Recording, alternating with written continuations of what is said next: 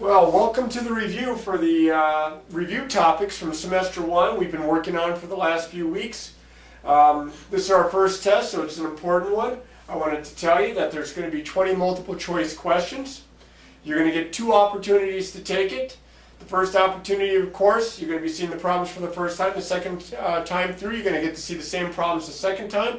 The problems will be in a different order and the answers will be mixed up, but there will still be the same problems with the same answers. So a suggestion, if you decide to retake the test, if you're unhappy with your first test score, all right, look over the problems that you missed the first time that you took it.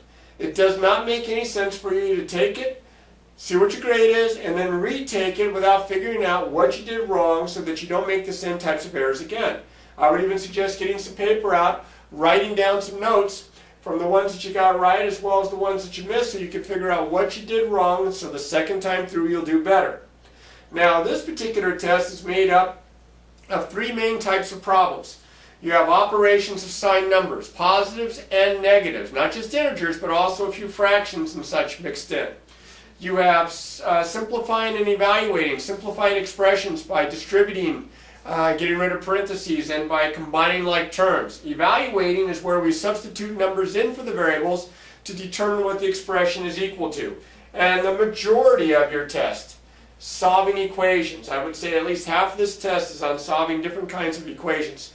One-step equations, two-step equations, equations with the variable on both sides, equations that have many steps because of parentheses and combining like terms, as well as equations that have absolute value involved. All right, so what we're going to do is we're going to work some examples very similar to the problems that you might expect to see. So I would suggest that you get your notepad out and write some of this down. I'm going to get started with the examples, but first I got to clear this off, so just 1 second. And here we go. We have operations with signed numbers. You can see I have 6 examples of some problems here where I have positives and negatives. I've even thrown in a few fractions to kind of give you a quick reminder about that. Now remember that when you add numbers, when you add two numbers that have the same sign, the answer keeps the sign. In this case, I'm adding one positive and one negative. So you don't actually add them. Remember, you treat them as if they were positive. You subtract and take the sign of the number that you're adding, the add-in, with the bigger absolute value, the one that's bigger looking. I have a positive 12 and a negative 19. I subtract 12 and 19. 19 minus 12 is 7. I have more negative than positive, so it's going to be a negative 7. There's my answer for this one right here. Over here on this side, here I have a subtraction problem, but it's a non-conventional or non-conventional subtraction problem, non-traditional, let's say. So what I'm going to do here is I'm going to change this by using the fact that subtraction is the same as adding the opposite. I'm going to write this as negative 40 plus a positive. Notice the first one stayed the same. I changed subtraction to addition, took the opposite of the second one, and now I have an addition problem very much like the last one. One of each, one positive, one negative. So in this case again, I'll treat them like they're positive, 40 and 15, I'll subtract, that's 25. I have more negative than positive, it's negative 25. Now with multiplication and division, the rules are a little bit easier. Because with multiplication and division, the rules work the same way. When you're multiplying or dividing two numbers, if they have the same sign, it's positive, and if they have different signs, it's negative. Here they have different signs. It doesn't matter which one's bigger looking, they have different signs. My answer is negative. 5 times 8 is 40. My answer is negative 40. Over here, I'm multiplying a couple of numbers. One's positive, one's negative again, so it should be negative, but don't freak out if you see fractions, because you guys probably should remember anyway that when you multiply fractions, you multiply the numerators, you multiply the denominators. You can always check to see if it'll simplify by cross-canceling. This one does not. So I multiply the numerators, I get 3. I multiply the denominators, I get 8. My answer is negative 3/8. Here, I'll circle this one too. Here's a division problem. You say, well, where's the divided by sign like this one has? Remember, a fraction means division when written in this form. So it's going to be a negative divided by a negative. Notice same sign, positive. And of course, 6 goes in 4 times. My answer is positive 4. Now I'm getting a little fancier over here because I'm dividing fractions. Remember, to divide fractions, you leave the first fraction the same. You multiply times the reciprocal, which is kind of like when you flip it around. Make the denominator the numerator, denominator. And again, I'm at a point where I'm ready to multiply now, just like I did up here. I multiply the numerators, I multiply the denominators. I have a positive times a negative, that's one of each. That's going to be negative. Nothing cross cancels. I get 8 on top and 9 on the bottom, so my answer is negative 8/9. Now there's other ways that you can set up division that's a little bit different than this. So what I'm going to do is real quick show you a couple of other ways it might be written, but I'm going to clear this off first, so just 1 second. Okay, here we go. These are the problems I was talking about. Problem number 7, this is a division problem, but look at the weird way it's written.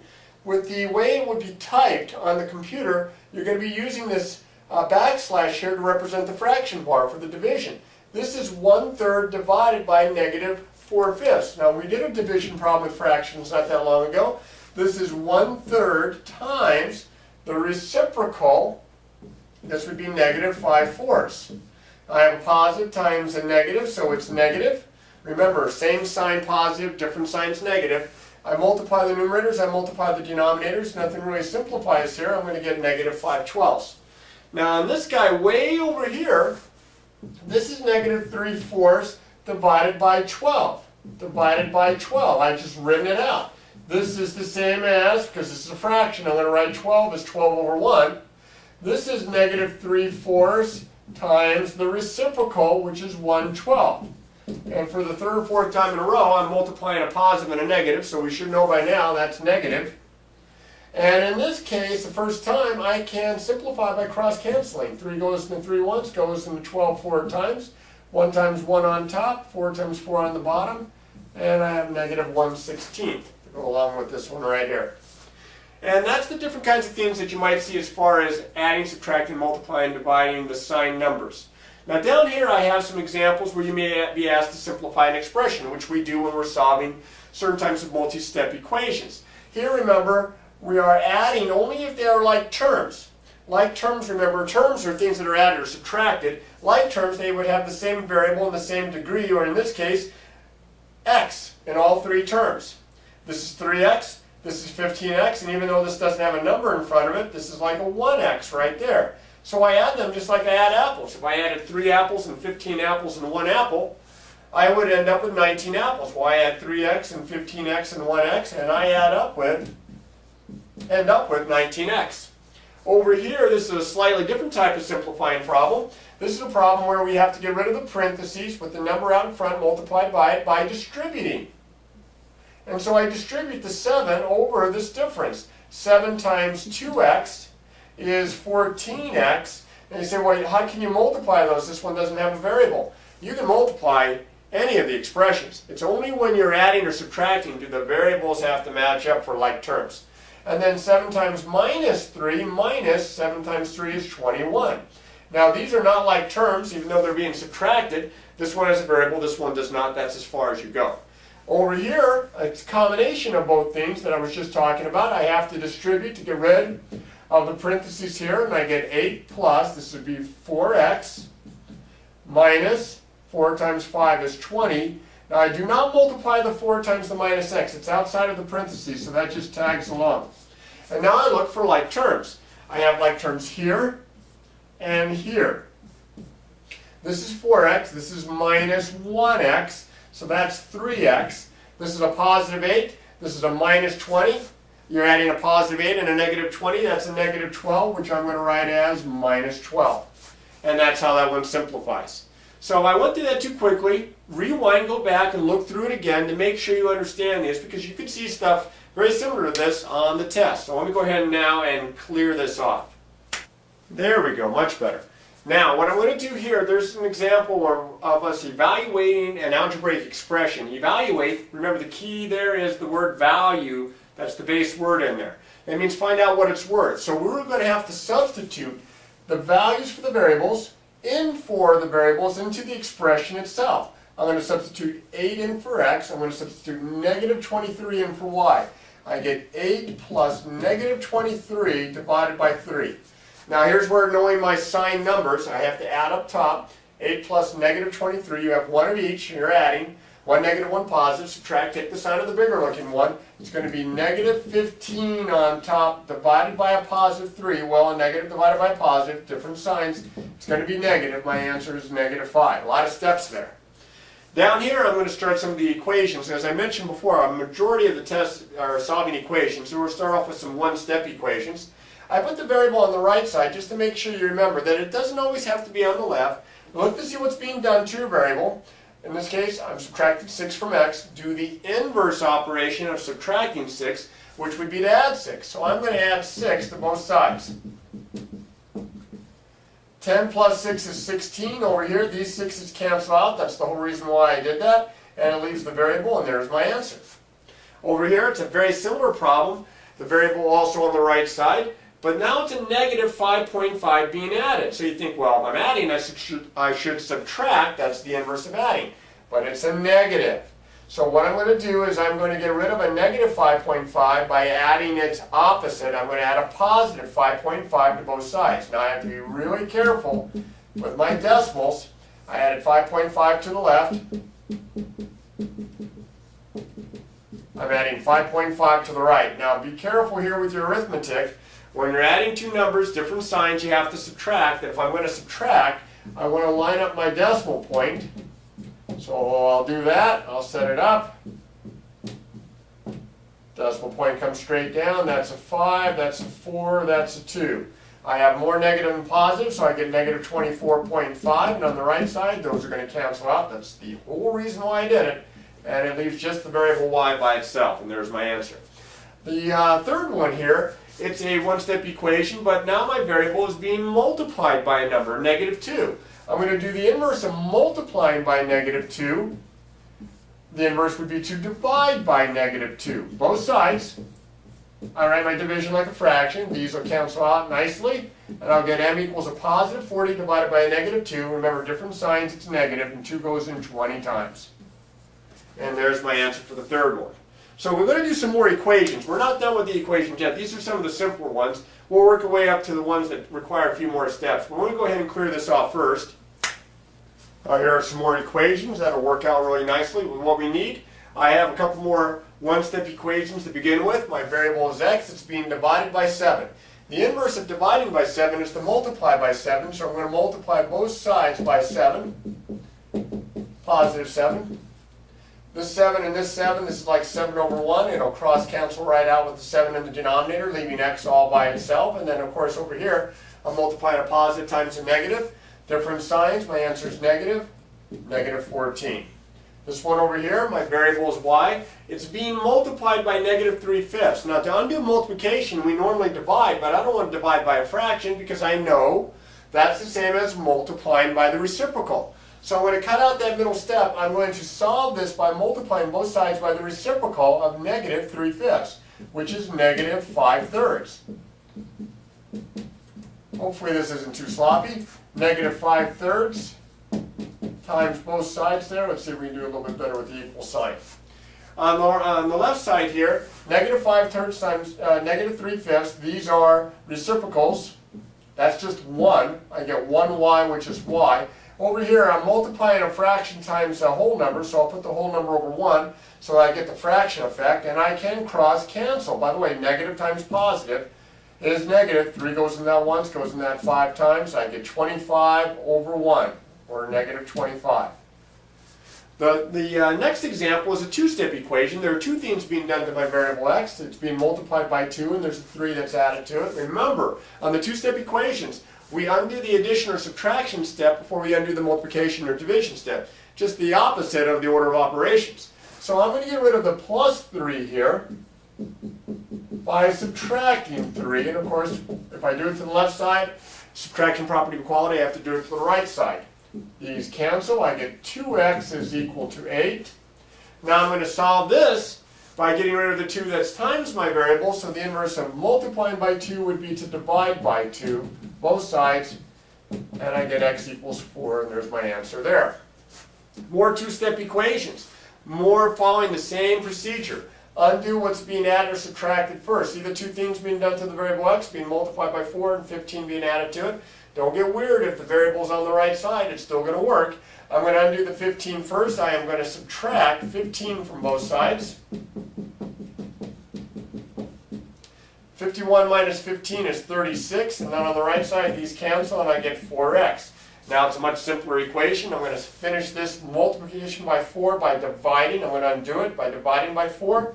36 divided by 4 equals 4x divided by 4. and I get 9 is equal to x.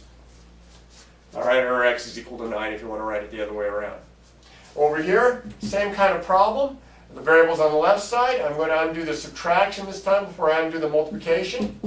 To get rid of a minus 1, I'll add 1, and I'll do that to both sides. Look how nice this is going to work out. This is a simple one. And 6 over here, 5 and 1. I'm going to finish this off by dividing both sides by 6.